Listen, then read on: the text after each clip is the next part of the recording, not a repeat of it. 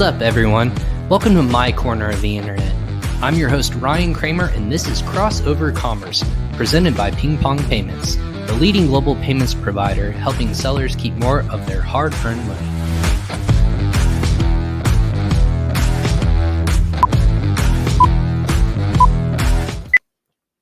Hey, what's up, everyone? I'm your host, Ryan Cramer, and welcome to episode 116 of Crossover Commerce. You made it. You're here. Thanks for joining us. This is my corner of the internet, where I bring you the best experts in the Amazon and e-commerce space, sharing their insights in the most important aspects of selling online.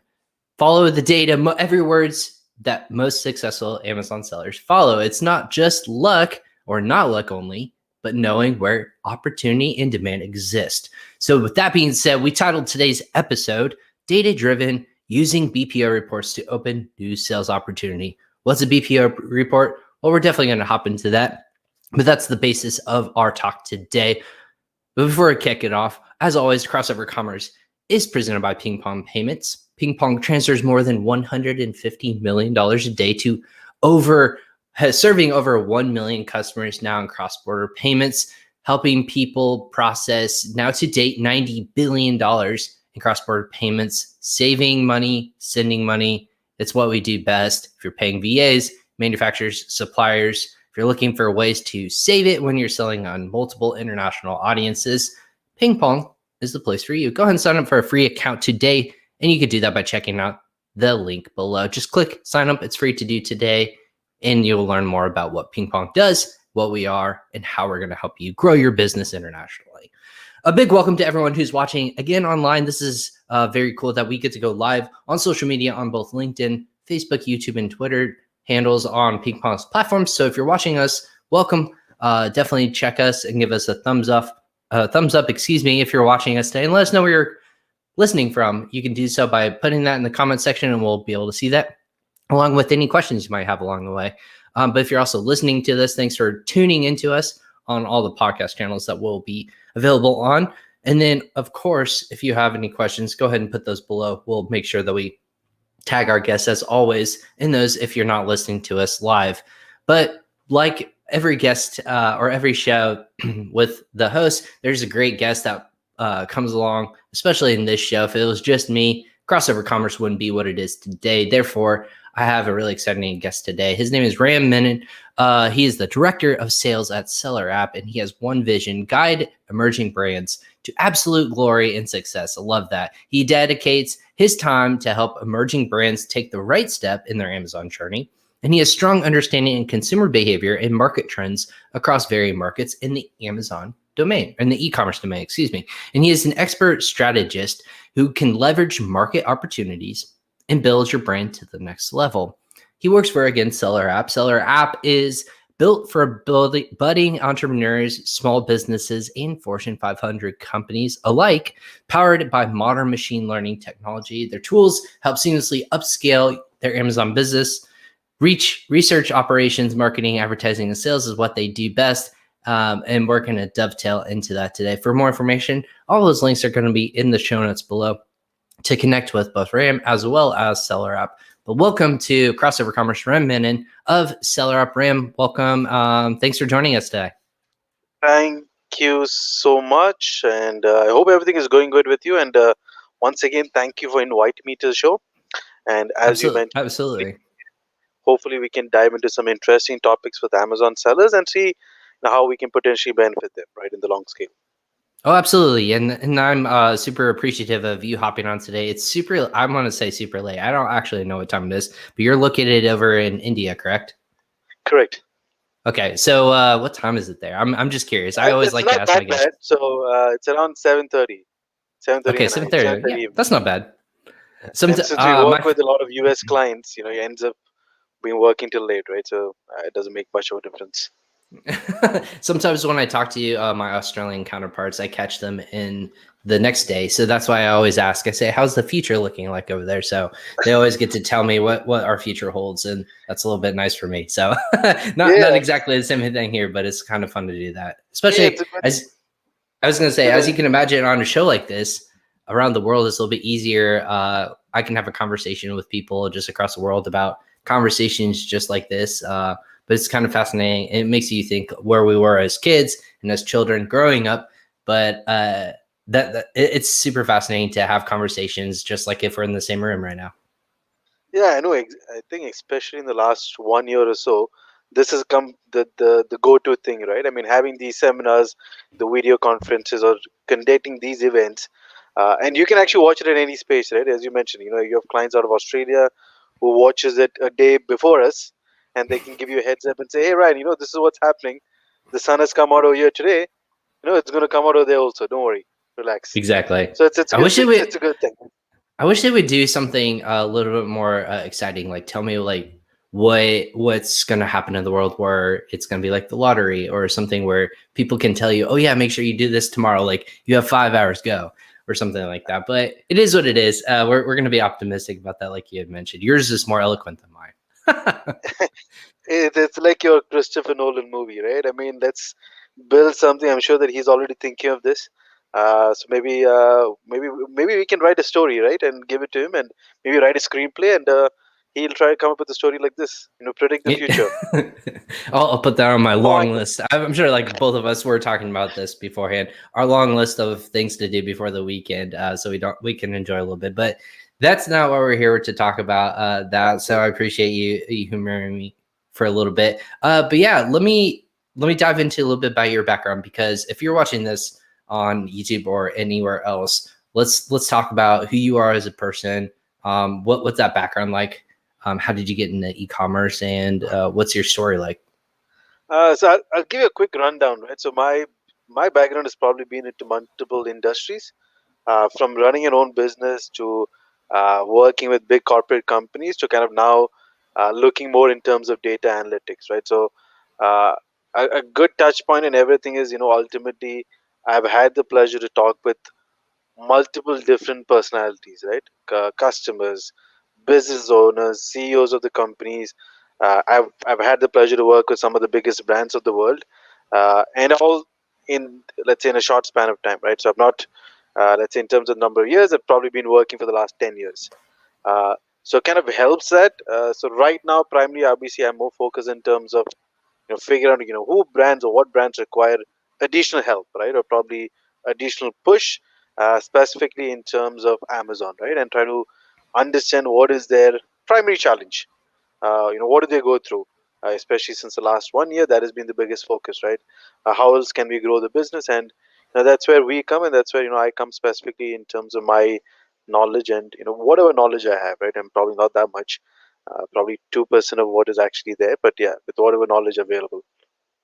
So why SellerApp? What is the what made you lead to SellerApp? For people who may not be aware of, obviously there's so many different companies and services in the world. What's unique and different about SellerApp? I only gave just a brief overview of what the company does, but why join there? What was intriguing about SellerApp? So I think you mentioned one of the earlier points, right, during the start of the conversation, right? I think uh, the biggest question the customers or anyone has nowadays is it's about information, and that purely goes to data, right? I mean, you have so much of data around the world, in different countries, in different marketplaces, in different, let's say, e-commerce potential websites, and different avenues, right? And that's where we, or at least Seller App, comes into place, right? How can we potentially use this data for customers so that they can actually benefit out of it, right? I mean, if I give you an Excel sheet of, let's say, 1 million rows, now for a layman, like probably for both of us, it absolutely makes no sense. I mean, what do we do with it? But you combine the data, you use the intelligence power, try to make something out of it, right? Potentially, let's say, graphs, right?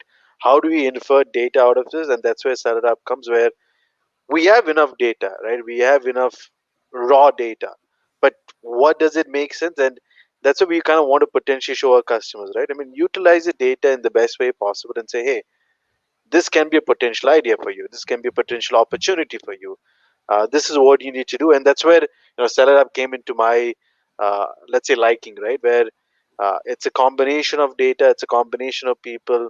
It's not overly dependent on either aspects, because I don't think nowadays you want to be dependent on either aspects, but it's a mix and match, right? I mean, you want to make your life easier, with the whole AI automation, machine learning, but at the same time, it's really a manual person or someone actually looking at the data will understand, right? I mean, you cannot throw everything at an automation or an AI intelligence to say, what is going to happen, right?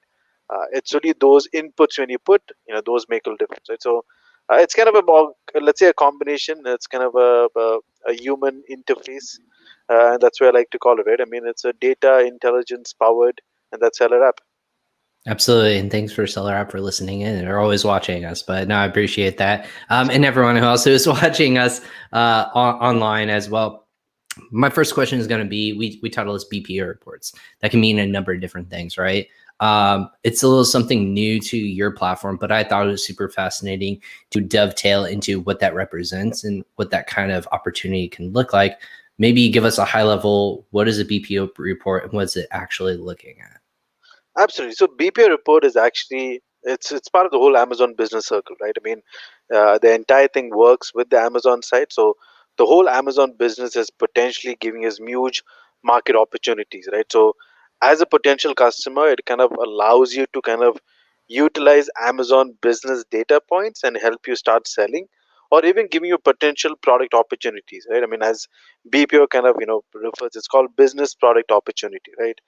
It helps sellers with options in terms of managing, understanding what the demand trends are, understanding what the potential opportunity of products outside of Amazon, within Amazon. What else can you do, right? I mean, as you grow as a business, as you grow as a manufacturer, as you grow as a D2C brand, as you grow as a let's say a Fortune 100 brand, your entire lifetime kind of goes into saying, what else can I do with my business to kind of help customers out, right? As a seller, you want to ensure that your brand is growing, and that's where potentially BPO opportunity comes and says, hey, these are some products which can be potentially used. Why didn't you have a look at it? And if it interests you, add it to your product line, and that kind of makes it more simpler. So basically looking at a little bit easier way instead of guessing, right? We don't want to guess. We want to make our best business decisions, especially when selling online. That could be the difference between success and growth versus a lost opportunity or something that has no sort of market in general. You're looking at data in general to help you lead the way. I mean, see, the ultimate motive of any guy is, right, to make money, right? Now, how do you make money, right? You want to grow. Now, how do you grow? You want to get, as you said, you don't want to sell products which are not in demand. You don't want to put into opportunities which is going to be a potential waste for you, right? Now, what Amazon Business tries to do is saying that, hey, here's a report. These are some of the trend lines. These are some of the graphs. These are some of the potential opportunities. Now, we have identified for you based on maybe a potential category what you're selling in. Now, you can use that potential opportunity and you do further analysis, and that's where potentially SellerApp comes and says, hey, these are your opportunities. Let's put in our analytics and tell you, hey, this is something good. Now, the ultimate again motive is to ensure that uh, it is going in the right direction, right? And the right direction is obviously trying to make more money. Now, that's the end motive, right? Making more money and you're happy as well. So yeah, I like the concepts. This is my challenge. I think you're gonna be able to answer this for me. Amazon's super overwhelming. There's so much opportunity, right? There's always going to be places where sellers can have opportunity. How do you not overwhelm a seller with all the potential opportunity versus what they're already currently doing? Does that make sense to you? Correct. So I think what you're trying to say is, see, the data points, or whatever information Amazon gives, is it's broken down into probably 1,000 different things. Right Right. now, as a seller, it's impossible for you to kind of figure out, or even to look at it at a day-to-day basis, right? Because I'm sure he's going to download a multiple CSV files and everything, right? And that's where we kind of break it down into two sections, right? So specifically speaking about, let's say, BPO, right? It kind of breaks down into two aspects. That is one, potential products which are already selling in Amazon based on your category, and how you can potentially utilize it. And the second section is, hey, these are the products potentially outside of Amazon, which is not already selling, but this is something you can potentially look, right? So again, in that, we kind of try and break it down, right? So now, if you're selling a specific category, now the opportunity kind of lies and says, hey, these should be a focus because you're already familiar with that category, right? Let's say it can be clothing and shoe. Right now, you don't want to get products into tool and home improvement where you have no knowledge, you have no idea where to source the products from. But let's say if you're selling something in the clothing line, let's say I just spoke to a customer, who is selling scrubs. Now, if I give him suggestions on uh, tools and home improvement, he'll have no idea where to source it. But at least if it's somewhere in the clothing line, he has an idea. Okay, with my extension manufacturer, can I source this product? Can I make this product? Right, and that's where we want to ensure that it's in line with what you're thinking, right? I mean, if you're selling in a category, we'll give you suggestions on that. If you're not selling in a category, it's more open, it's more broader. It gives you that extensive length, saying that, hey, why don't you explore onto something else? Again, that's again of an interest, right? But uh, I think that kind of answers the question, right? I mean, one is within Yeah. yours, one is not within yours. Okay, so you're going to lead them down opportunities, whether it's like what they're currently selling, but also maybe close to possibly what they are selling, almost like a broad match, if you will, right? But let's throw some other Amazon terms in there, almost like a broad Yeah. match in terms of products. With that being said, I know this is new for you. What was the need for this? Was there not enough possibilities out there? Was it too difficult for sellers to find the connecting those dots, if you will, almost like a web? Like if it's all one big web and you're in one little connection, you couldn't get to another connection very effectively. Is that what this kind of emerged from? Uh, so I mean, I think there were a couple of points. Right? So one is obviously, every single seller is looking to grow their brand probably internationally, looking to potentially expand their business line, right? And that's where, as you mentioned, right, finding the right opportunity is the most difficult thing. Now, you'll probably see it in front of your face and you have no idea if that's an opportunity, right? You're probably scared because you don't have anything to back on. Now, either you do the research yourself and you say, I've done this thorough analysis for the last 3 months. I've checked out the market. I've gone to maybe a couple of journals. I've gone through a couple of tools. I've done all that and I get the analysis. I come back. Now, the second way is obviously kind of, depending on certain aspects. Obviously, Amazon has, I don't know, maybe 300 million, 400 million sellers, probably just in the .com space. It's probably globally a billion sellers. I don't know, combining all the different marketplaces, right? So Amazon, again, what it does is, again, compiles the data, sees the demand trend, sees the graph, sees the opportunities based on the existing sellers, right? And that's why they kind of also decided, saying that, hey, why don't we give that opportunity? So obviously, we reached out to Amazon. We got some interest from our existing customers, right? A couple of our customers who has been doing $1 million sales, right? At some stage, it gets stagnant, right? Because you're not further growing the brand, you're just further growing your sales, right? Now there's a difference between growing your sales in one direction but growing your brand, because you want to be a world famous name, right? I mean, you want to be a name. I'm sure that Ryan's aim in the next 10 years is saying it's just not over here, but if multiple people in different countries watch your video, that's your success, right? Absolutely. At That's why we the start the same podcast, right? that's why I try to join the podcast so that I can That's be as right. famous as you. Oh, So thank you. I appreciate it. it's about growing the brand, right? And I think this adds a further layer to kind of grow the brand, because uh, now you're in the Amazon space. Now you have too many uh, parts to kind of move on, right? You have your operational, you have your logistics, you have advertising, you have your the whole seller central account, your business account to manage. Now, on top of that, you're saying that, hey, why don't I find out the opportunities for you, right? I mean, that's kind of adding the troublesome to an actual owner, right? And that's where we say, hey, let's do the initial work for you. Let's do this. Let's scratch the surface. Let's get the reporting for you. See the report, see the data, and obviously that makes it more simpler for him, right? Rather than giving him from no way to start, we say, hey, let's start from somewhere and then kind of see what directions you need to go, right? I mean, it gives that initial kind of push for anyone. It's kind of saying that, hey, I'm kicking a ball right now. Let's do the time cost. Let's start from somewhere. And that's where SellerApp says, we'll start from this direction, give you some reporting, give you some data points, and then you can figure out what else needs to be done, right? Obviously, again, from their direction, we kind of further help and kind of help you maybe further identify, right? Because that's only one part of the solution, right? Just identifying is only one, but execution is probably the next and the most difficult part of it. Right. And I like how you kind of set people up for success, especially with these reports. It's going to be like what this seller is already selling, but then also something very similar, because you don't want to just jump from product to product where it has no similarities. You have no idea what the market trends are, costs, anything like that. That's not valuable. So here at Ping Pong, we're all about value. We always want to make sure people's time and money and effort can be managed or saved effectively. But I think the most fascinating thing is you said international growth. And I think that's one thing that we're talking about is with this opportunity, this is not just looking at the market you're in. This expands to other marketplaces in the Amazon ecosystem. Is that correct?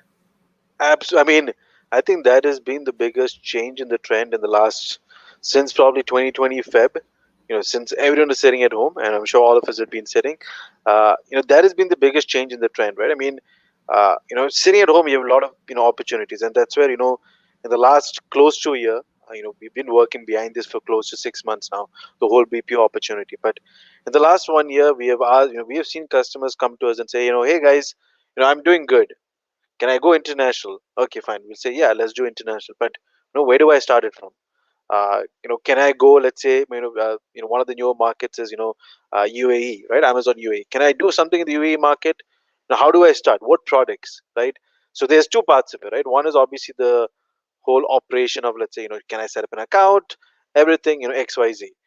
The second part of it is, right, okay, is there an opportunity for me in the UAE market, or should I just blindfoldedly go inside and say, let me dig the surface, right? So that's where your pre-research comes, right? And that's where you want to kind of help in that aspect as well, saying that, hey, before you take a plunge, or before you jump into the pool, let's do some work. Let's figure out, through the reports, through the BPO, is there an opportunity in the direction what you're looking at, right? Again, you know it's kind of giving an idea, right? So I mean, let's say you have a listing on Amazon. Now when you look at the listing, you get an idea. Now when you make a product, you want to make it better than that, right? So you have an idea from the report saying that, hey, these are the potential products. Now as a customer, you can potentially try and replicate the same thing, or saying, can I add something more to it to make it different from us, or can I add something more, maybe have different colors, right? That's just the best example. I was just speaking to a customer who sells scrubs, right? And he said, okay, Ram, what else can I do? So my first question was, I mean, have you checked out the BPO report? He's like, no. I was like, wait.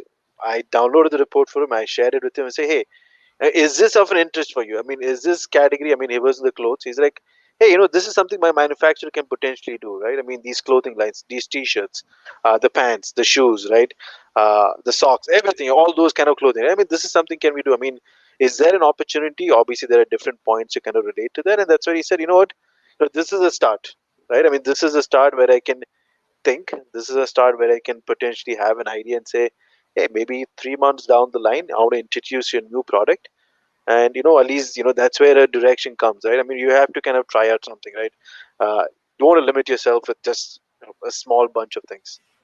Right. What about if you're leading people down that path, that next step, you point them in the right direction for data? What's the next step in the natural process? Is it introduction to suppliers and manufacturers, or what's that next natural progression that US SellerApp are finding success with sellers and kind of being that torch or that flashlight, if you will, helping them guide and navigate through maybe a little bit darker of a path in their journey online?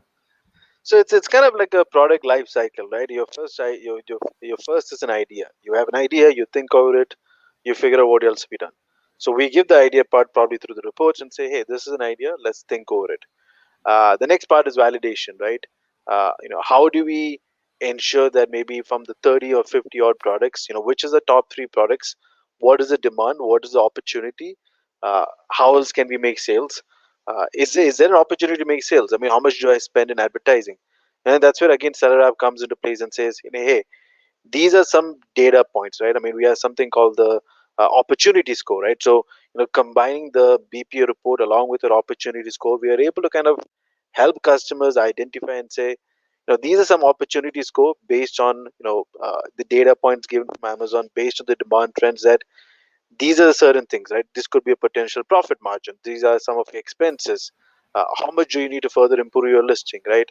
And that's where we kind of tie our customers back to us, right? Where we say, hey, it's not just one aspect, right, from your ideas, but deciding the manufacturer, setting up a listing after that, working with your advertising, helping with the entire solution, providing your data points, providing you maybe reconciliation in terms of your sales, telling you what is good, what is bad, and I think more than enough, it's being honest, right? I mean, telling customer directly, hey, this is going to work out, this is not going to work out, because ultimately, if the customer is not happy, it doesn't matter what it is, right?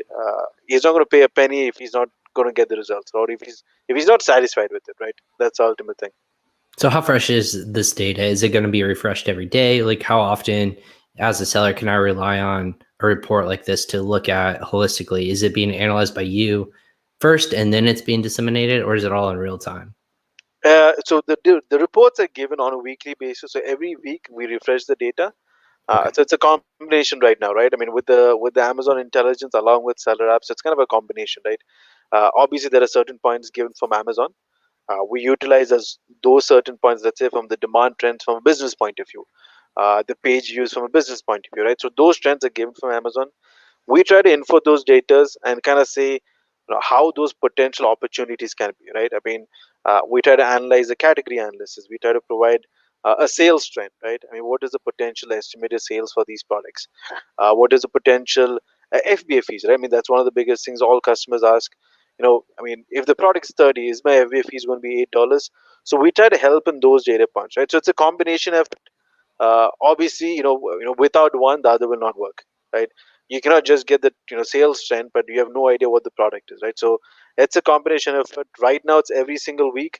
It's more geared towards, let's say, if your seller central account is selling clothing or let's say shoes or tools, it'd be more geared towards your category.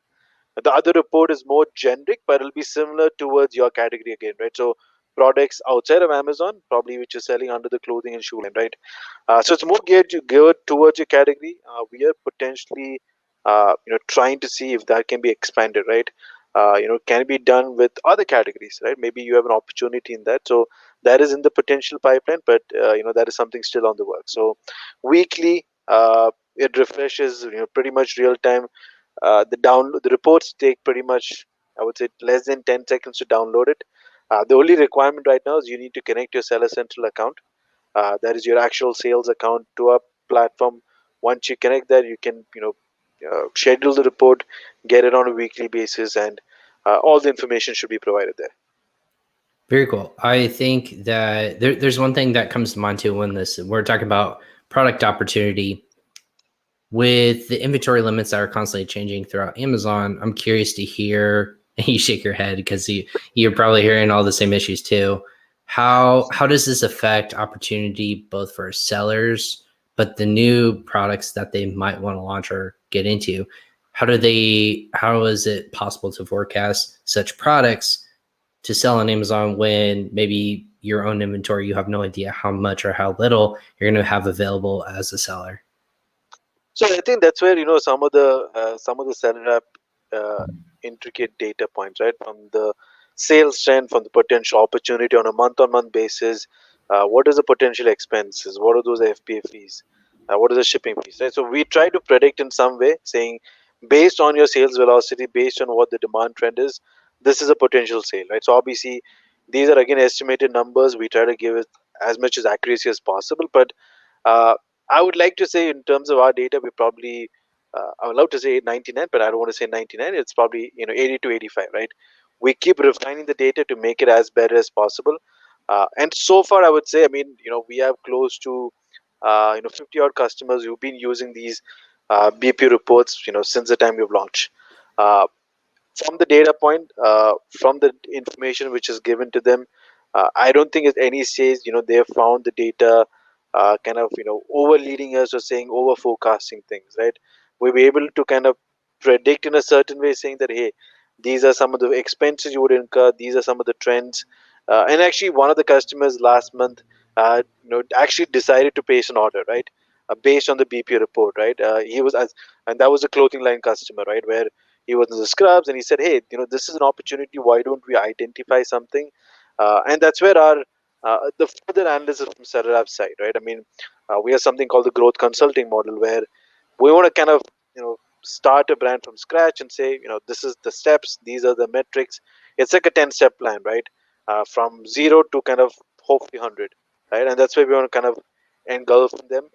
And obviously, it kind of goes back to the first question you had, right? I mean, we don't want to make it overwhelming for them. Break it down into chunks so that they can actually consume the data, right? And that's the most important thing. I mean, I can throw as much as data, but if you're not able to consume that data, it's going to make absolutely no sense in any of these reports, right? So it's in bits and pieces, kind of creating a complete life cycle or a product life cycle, I would say, and say these are 10 steps. Have we crossed of one? Have we crossed of the second, the third, the fourth? And that's required in any stage, right? I mean, if you're doing sell essential or business or anything, right? Even in your life, right? I mean, you require a 10 step. Otherwise, you're just running like a headless chicken. That's a good analogy, Dav. You literally have no idea where you're going. You're just flopping around in the wind, and eventually it's just going to become overwhelming. But we actually had a question actually come in for you, Ram, from Susan on YouTube. Does the BPO report give information based on main category, or can you go as deep as subcategories? Right now, it's on the main category. We are already in the works to giving it a subcategory because, and that kind of goes back to overwhelming part, right? Because sometimes the main category is probably just at the clothing or shopping, right, or clothing or shoe. So we are on the works with the subcategory level. It should be. Uh, I don't want to give a timeline. Probably let's say in a month or so, we should have the subcategory level, and we probably try and identify at a very subcategory as well, right? I mean, there could be three different subcategories you're in. So our goal is to the final category, at least as close as possible, right? So that is definitely in the work, Susan, and I shall definitely notify you as soon as it's released. Yeah, Susan, make sure you subscribe to SellerApp's newsletter, or connect with one of them. If you're not a customer, make sure you do that to be notified when that release comes out. So, with that being said, Ram, I have a question too, just in general. What data or what data points are sellers not paying attention to that you think they should? Like, what is the main glaring one that new sellers or possibly going into a new category? What potential data are they not looking at that's very important? So I would say one of the biggest trend or one of the biggest things I've seen a lot of customers always tell is, or I kind of identify and point out is, they don't look at, what is the share in our world. We like to call it the share of voice. That's pretty much your ratings and reviews, right? uh, Getting feedback from a potential product, seeing how the ratings and reviews are. You want to make changes to your product, right? So let's say you identify a product, it's there on Amazon, perfect, well and good. Now, as a general customer, the first thing you always only notice is the pictures and everything. But as a business seller who's going to potentially launch, you also need to identify and figure out, what is the buyers telling about this product. Was the packaging bad? Was the what is said on the product page, is it something completely different?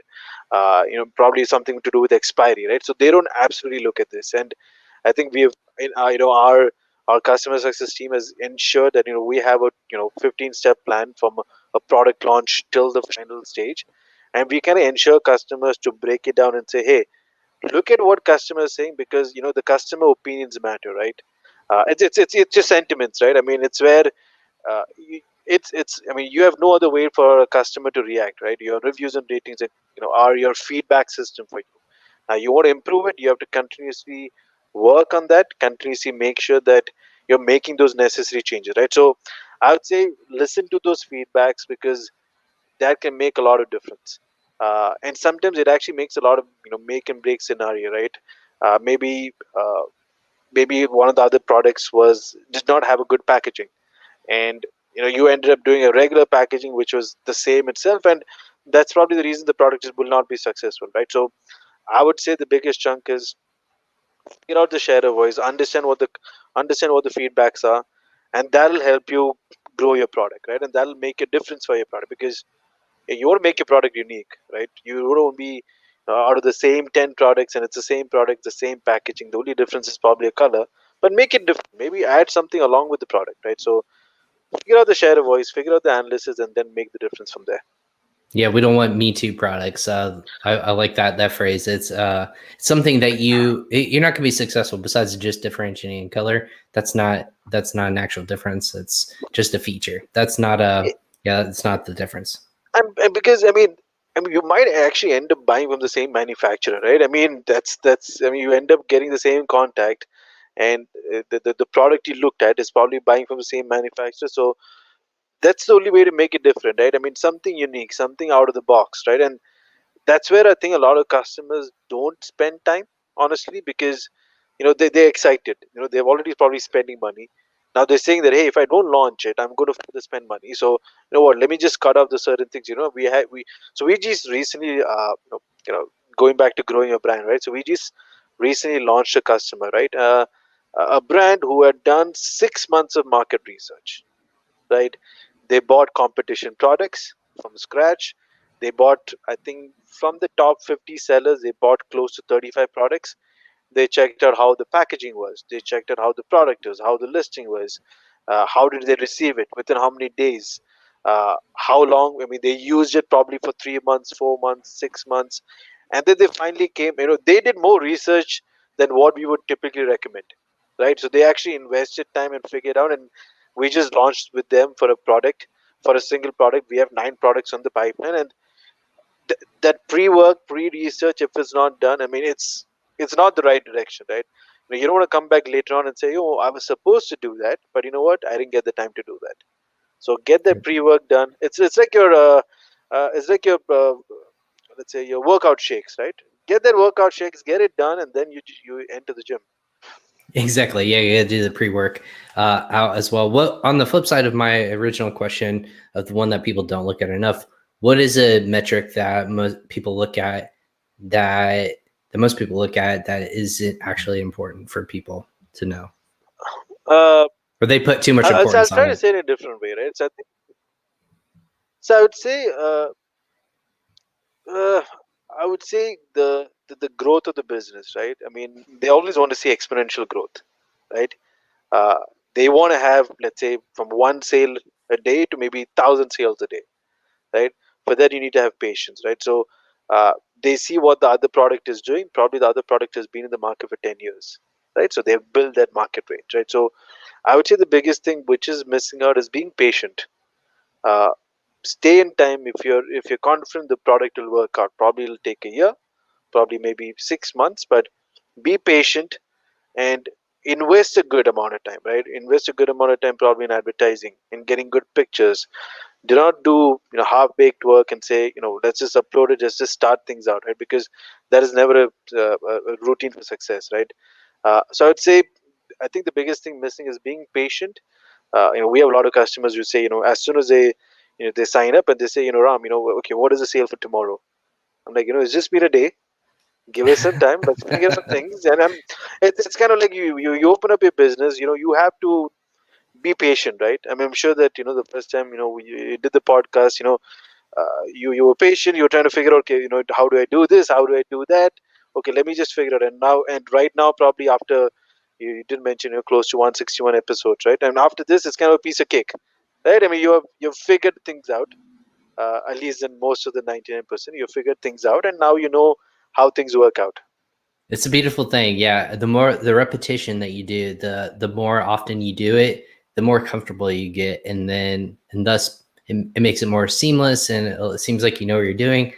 But I give a lot of credit to the people I have on the show. So I sit back and I'm learning just like everyone else, but it does take time and effort. Patience is key in this game. I think Amazon has shifted in this fun product, throw it up online. Any product that you're throwing online, you can just print money. Now it's a little bit smarter. Sellers are becoming smarter. Buyers are becoming more smart.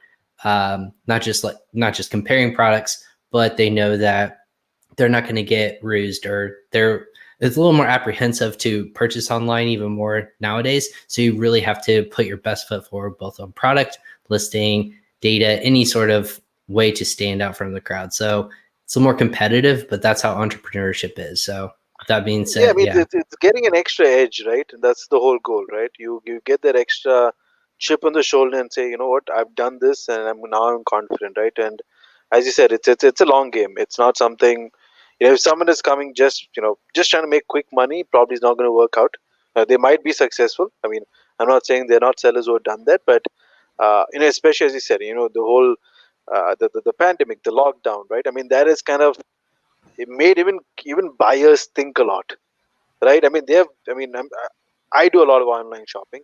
I keep buying stuff, and I keep, since I've seen a lot of sellers, I end up buying a lot of new products because, obviously, I have that sentiments towards those sellers and say, I want to try them out. Give them an opportunity. If it works out, works out. If it's not, obviously, I'm not the one who kind of will give a bad review. I don't do that. Even if it's a good product, I keep it myself. I don't want to definitely give a bad review. So, the customers have now plenty of time, right? I mean, although things are getting better all over the country, all over the world.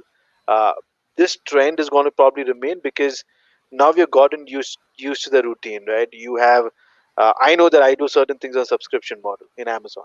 I buy it; it's delivered to me every month, and those are some things which are taken care. The first place, where I go buy things are probably Amazon, right? So you have plenty of time, you have plenty of opportunities, you have plenty of products. I mean, you can go up to 200 products in Amazon to buy your product, right? And then you kind of compare, you see what is happening, and every product has probably 10, 20, 30 sellers. One is different from each other. Maybe they're selling different products, right? So yeah, I mean, it's getting that chip on the shoulder, getting that edge. So be patient, and things will come along the way. Absolutely. We did have another person ask a question through YouTube, specifically about BPO reports, and I think it goes into a natural segue into international expansion. Are BPO reports available for UK on SellerApp? It is going to be released in the next few weeks. So right now we have finished up everything up. So we also do some internal tests to ensure the data is also good enough for customers. So it should be released. So I think if I have to give a timeline, probably in 2 to 3 weeks time, we should have the UK market as well. Perfect. With that being said, what as SellerApp continues to grow and sellers continue to grow internationally, what's the most fascinating thought for you about growing internationally? Are there different marketplaces that see the most promise for you, or is there something that's really intriguing? And as data people, is there data that people aren't looking at to show exponential growth, and we're just ignoring it right now, but it's going I to mean, really take off? so it's kind of interesting, right? So right before joining the seminar, we had an internal call, right, with the team, and one of the things we did discuss was the different types of ways you can potentially showcase your product, right? You started out with the basic ads. Now you've moved outside of Amazon. You have influencer programs where they kind of advertise your product as well. We got some information. There's a potential opportunity where you can start advertising your products through Amazon Prime, right? Some of those scenarios, right, where your products are advertised through probably other Amazon channels or platforms or other solutions, right? And it kind of all goes down to obviously multiple things, right? I mean, how do you utilize all these information, right? I mean, you can advertise to 10 different things, right, or 20 different things, but how do you infer the data and make things better, right? So I think the growth of, let's say, the whole general e-commerce space, right? There's so much out there where it's difficult for everyone to kind of get it onto all one head, right? And that's why they kind of look out for partners, right? I mean, what I like to say to our customers is it's kind of going hand in hand, right? I don't want to be just another service provider or something, but I want to be a partner along with what you grow, right? And as you taste success, I want to taste success as well. As you've tasted failure, I'm ready to take the hit from your side and say, what, we didn't do these things right, but you know what, we can learn from the mistakes, right? So it's more about uh, ensuring that it's understanding the customers, right, or understanding the business, right? you know I can probably easily sell things to a customer, but understanding what they really require is a different pain or a different challenge, right? And with what we have seen, it's in abundance, right? I mean, the whole e-commerce market is kind of changing. We've seen brands come in, we've seen brands go out, and it's going to keep changing, right, for the next few years. I mean, I'm sure that probably 20 years down the lane, when I'm sitting in my couch, I'll be probably still buying stuff out of Amazon. So you'll think it, and Amazon will deliver it at that point, right? yeah, I mean, They'll know your search functionality by your just your thoughts.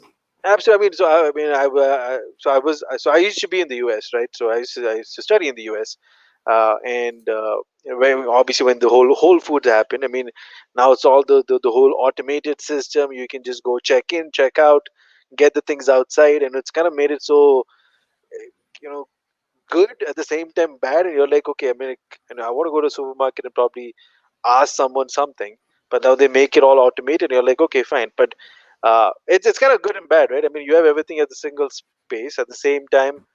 I would like to get out and do some shopping. I want to go outside and buy things. I want to go to a mall and buy a laptop from there. Probably go to Dell or any of those places, or Apple, and buy and actually talk to someone, rather than just reading through things, right? And sometimes you just want to hear things, right? It makes it easier for you. Right. With that being said, is there a technology you wish existed that doesn't yet? What in the Amazon space? Uh, I mean, I think now, I think I have actually seen that, right? So now it's more of, giving representation of how would actually things look if you buy the product, right? I think one of the, I saw it somewhere. I'm not sure if it's on Amazon, but Almost like let's in your space, like this is what your couch would look like in this space. a 3D kind of an image. I think that is in the Mhm. works, if I'm not mistaken. Uh, that Mhm. your potential, if you buy a TV, upload a picture of your living room, and it'll kind of show you how it looks. Yep. The next thing you'll probably see is, or next thing I would like to kind of see is, I mean, that's probably a very hypothetical hope, but uh, you know, right when you're trying to buy a product, if you have any questions, you have a chat option on that page itself, or someone to quickly call, like you're in a mall, or on a place to actually buy, and say, hey, does this work for this? You get the answer, you make the decision right then and there, rather than again reading through it, right? So maybe that is something in the pipeline. Maybe that is something, I can probably suggest someone from the Amazon team and say, hey guys, this is something you guys need to think about. I'm sure they're already thinking of that. They're already thinking about that and more. So yeah, they're They're- listening to they're- us already. Yeah, Raya said virtual reality integration is truly amazing in shopping. So I agree with that. I think it's fascinating to watch virtual reality become more and more apparent in terms of how you can see it in real life, but also just renderings online, right? Like with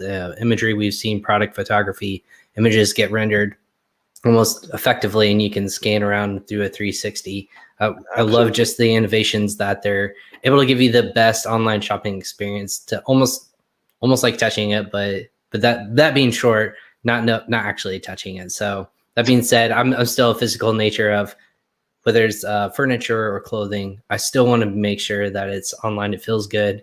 But that being said, there's nothing you can really do without it in the moment without actually ordering it first and then returning it potentially if it doesn't fit for you. So, I mean, yeah, yeah, yeah, that kind of happens. I mean, that's why, I mean, some things you want to do it actually physically, as you said, touch it, maybe feel it, or go and check it out. But I think with so much there out in the market, you just end up buying things anyway. You're like, what, I can return it within 7 days. You know what, let me try it out, and then if nothing, just return it back after 7 days, right? So there's no questions on that from Amazon side, right? So that's kind of a faulty part. from a buyer's perspective, it's one of the greatest assets that you can have is the return policy on it. As a seller, on the other hand, not so great. With that being said, speaking of major buying trends, let's jump in. Let me ask you your quick question. 2 days of epic deals announced recently, I believe earlier this week or last week. Amazon Prime Day is going to be June 21st and 22nd. That is a major quote unquote fictitious holiday that they came up with, but it spikes a lot of sellers growth, but also it's a little concerning nowadays because of the little time that they gave for prep, but also we talked about inventory limits. From your perspective, Ram, what is SellerApp telling sellers to do? What are the quick tips that you can suggest to people to prepare for what is by most standards a major selling day, selling 2 days, I should say? So I would generally, or what we kind of generally say is, we start preparing earlier than that, right? So, I mean, you can have your promotions and deals for your Prime Day, but don't just make it 2 days, right? I mean, you're trying to build a momentum, right? And right from now and probably till the end of the year, you have a bunch of holidays. You have July 4th coming up. You have your, Halloween. You have your Thanksgiving season, your Christmas. This entire holiday, right? So the 6 months from here now, it's building momentum time, right? So we've already started planning things out from SellerApp side. We have our customers where we have started some promotions, kind of pre-promotion. So I would say start out early. Uh, Monitor the numbers, right? Because it's very easy that you can start spending and you don't get much returns, right? And Right. sometimes it just doesn't work out, right? And it's absolutely fine. But it helps you plan. Now, going towards the future, kind of ensure that you understand what the trend line was, right? I mean, you have a 2 day holiday, see what was working for you. Maybe it was the price, maybe it was an offer which you gave a 5%, 10% discount. See what it was working for you and try to kind of replicate it again, right? And I mean, you can have your internal promotions, right? Once a while, you can do that every month. Just every maybe 2 days of the month, you just run a promotion, and maybe that works out, right? So, kind of seeing what worked out and kind of replicating it, right? Kind of, let's say, back texting, right? You test it, and you know it's worked out. Utilize it again, because it's going to only help you out, right?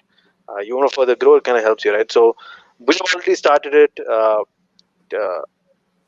Push advertising, right? I mean, that's the biggest thing. Advertise your products. Make sure things are already set up right now. I mean, don't wait till the 20th night and you're saying, oh, I need to set up a new campaign. No, Right. set up the campaign, probably put it to a pause, draft it. You know what you want to target. You already know your products. You know what your market is. Uh, you can already see customers on Amazon doing some pre-sales promotion. Figure out what they're doing rather than making a decision. I know for the Prime Day promotions, you probably already had to put in the details on the end of May, Hmm. but you can still run coupons, right? You can still run promotions, see what they're doing, right? And for those 2 days, keep notice. Make sure your budgets are there. uh, Make sure it's not out of budget half the day and you're just going to lose the rest of the day, right? Maybe spend an extra $200 or $100 for that day and ensure that it's running 24/7, right? And I mean, what we've seen in the last 4 or 5 years, working with Amazon sellers, uh, those 2 days are pretty good. I mean, I'm probably telling in conservative ways pretty good, but it's pretty amazing, right? I mean, some of them even make more than a month's sale in those 2 days, right? Or maybe 2 months sale, right? So utilize the opportunity. Don't let it go. And because I mean, you have something to build upon, right?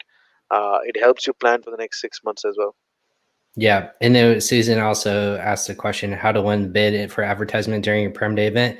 Susan, I can already tell you that plan for a high spending couple of days, if not before and after, because that is something that I've seen people, even Amazon in their advertising for Prime Day, they have suggested make your budget at least 4 times more for those days plus 4 plus X. So that being said, that's a game that maybe that's a philosophical question for you, Ram.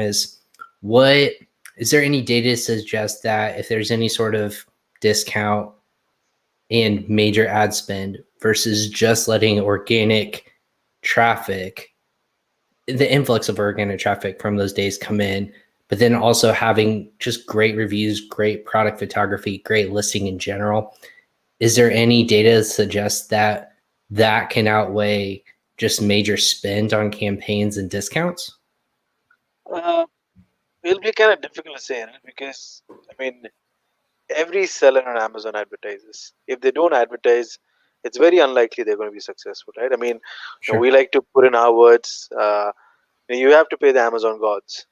And the Amazon gods are pretty much advertising, right? I mean, you launch a product, you're in the growth or a mature stage, or you're in the final stages of liquidation, right? Any stage of your business, you want to advertise and sell your products off. So it does outweigh. I mean, if you are a major brand, you still do, right? You still advertise. Doesn't matter it is. I mean, you see the biggest companies. You search on Amazon, they'll be advertising. So one of the other things I probably want to mention is if you've already done the Prime Day last years or the years before, see how the data looks for the last year, right? I mean, I am assuming the customers would have downloaded the reports. It's been there or it's there in Seller Central somewhere, right? Look at what the data was. So it gives you a glimpse of some of the potential keyword costs, right? I mean, going specific to the CPCs, right? You know that how much you spent last year. Now every year the numbers will keep increasing, right? So Right. if you spend last year 500, you make a budget maybe $750 or $1,000 for this year, right? If you spend 1,000, you probably have to double it again.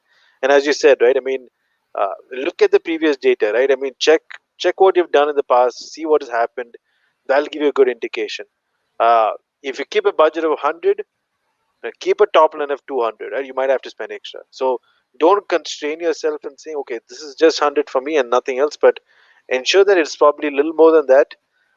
We usually like to keep a margin, obviously, always maybe 25%. I mean, especially for Prime Day. Uh, I mean, if they don't buy, it's fine. I mean, it's just 2 days of the month. You have the rest of the days to cover up, right? But don't waste that opportunity. Right.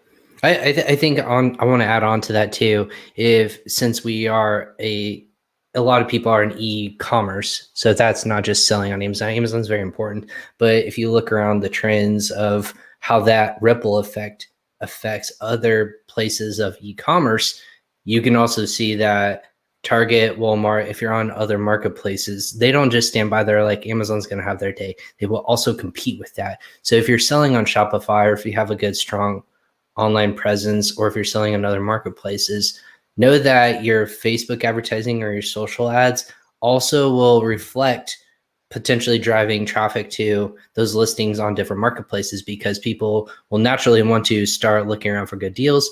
If they're searching on, if your product's on walmart.com or Shopify and they're just looking for just general products, know that that advertising can also effectively help you grow your business in other avenues, not just on Amazon, or help you stand out and drive your traffic to Amazon as well. So keep that in mind too, because there will also be like week-long promotions with Walmart. I know they've announced that. There's also been, I don't know how valid this is, but I like to always throw it out there. There's potential rumors of Amazon even suggesting a second Prime Day potentially before the end of this year. I've heard multiple people say that.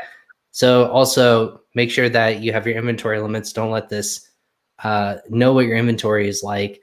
And if you're going to go out of stock, make sure you have a plan in place so that you can get more inventory back online as quick as possible if you happen to run out before Q4, because right now it's, as we already alluded to, it's kind of chaotic with the inventory limits and also just getting inventory quicker to your FBA locations. Keep that I in mean, mind yeah, too in forecasting. I mean, as you said, is right? Because other people have already they've kind of replicated the day, right? I think you mentioned Walmart has done. Walmart is doing I think from the 21st to the 23rd. They're doing 3-day events. Target is doing the same thing. I think the other marketplaces also have kind of applied, right? So it's not just one person. I mean, probably Amazon started the trend, but now Oh, of pretty course. much everyone is doing the same thing, in multiple different things. So uh, make sure you get that opportunity, as you said, like it's a good thing, it's a good sale. And as you also mentioned rightly, I mean, we've heard these small rumors that there might be a second day because it's more sales for Amazon. I mean, I Yeah, why think they'll wouldn't be more they? than happy to they'll be more than happy to do that, irrespective or not. Well, another key would be show value, show it above, show more value above your other competition. Whether it's your discount, it doesn't have to be discount. It could be value out of free ebook download, or it could be, additional product discounts later on, or even just provide other additional value if you're allowed to, and if you can, make sure that that is something that you can use to stand out above not just product and price inflation. I've heard people have tested and say we don't discount our products, but just a little bit. Again, it's a psychology thing. If they think that there's a coupon or you're saving a dollar or two, that's going to be, at the end of the day, a buyer's psychology to try to trigger that and say, if I don't get this now, I'm going to lose out on $2 savings. It doesn't have to be incremental amount. It doesn't have to be 70%. It doesn't have to be a percentage. It could just be a couple dollars here and there. And as long as you're profitable at the end of the day, make sure you build that into your forecast as well. Yeah, I mean, it's just small trigger points, right? I mean, as you said, it might not make much of a difference, 1%, 2%, but you see that you're like, hey, I'm getting a 1% coupon, right? I mean, who wouldn't want to get free stuff, right? I mean, something of a discount, right? So, I mean, use that. I mean, it's kind of a psychological trigger, right? 10%, 5%, whatever it is, put those numbers on, utilize that opportunity because, that's where the customer kind of comes in, right? If they see two products, one has a discount, might be the same product, I will still go for the product which has discount because I'm getting something off it. Mm-hmm. And also keep in mind too, if people don't have Prime, which doesn't seem like a lot of people don't, but know about that minimum threshold for free shipping, $35 for a lot of people. They might drop it for Prime Day. I've seen it done before to 25, but if it's 35, keep your product or a little bit around there. So just under it, or just so that they have to effectively, to get that free shipping, potentially purchase more. So think about those kinds of strategies as well. If you're doing any sort of bundle, or if you're doing a multi-pack and that price point just happens to push them over, just help them understand that, hey, this can get you and achieve free shipping if you purchase a little bit bigger quantity instead of just the one pack or whatever that looks like. So all little tips and tricks to kind of get that person over the hump to pull that trigger with you too. So Ram, if I know we're already at the top of the hour, where can people find out more information about SellerApp? Where can they connect with you? What's kind of the best way to do that if they have more questions about BPO reports, growth internationally, things of that nature that we covered today? Absolutely right. So I mean, the easiest way is obviously log into our website sellerapp.com. You'll find a register option. You can register. You can access the platform. We have a trial period. uh, our team will be more than happy to kind of walk through the reports, walk through the dashboard. And it's not really just one aspect, right? You can figure out other additional avenues or other potential places any seller wants to get help in, right? So it's sellerapp.com. Register. You get a free trial. As soon as you trial, I'm sure that one of my team members or anyone from my team will quickly buzz in a call or send you an email, right? So we will reach out to you, and that's kind of a USP, right? We want to ensure that customers are reached out, called on, email conversations, Zoom meetings, any meetings, right? So we will do that.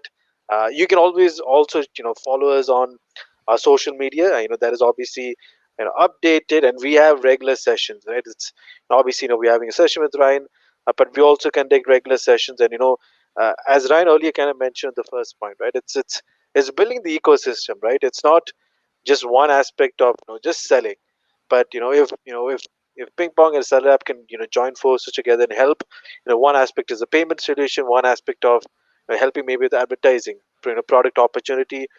That's where we want to help, right? I mean, we want to build along with our clients, along with our partners like ping pong, to ensure that we help customers out, right, at the end of the day.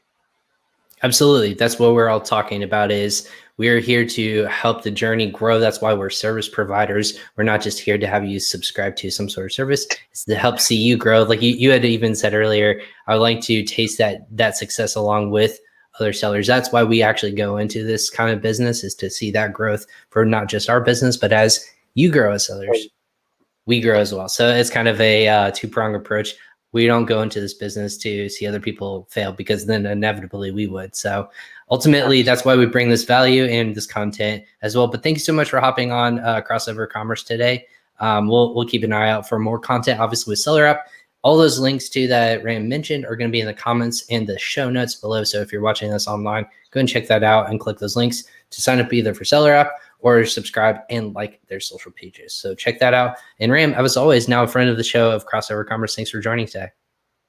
Thank you so much, Ryan. It's been a pleasure, and we shall meet parts again.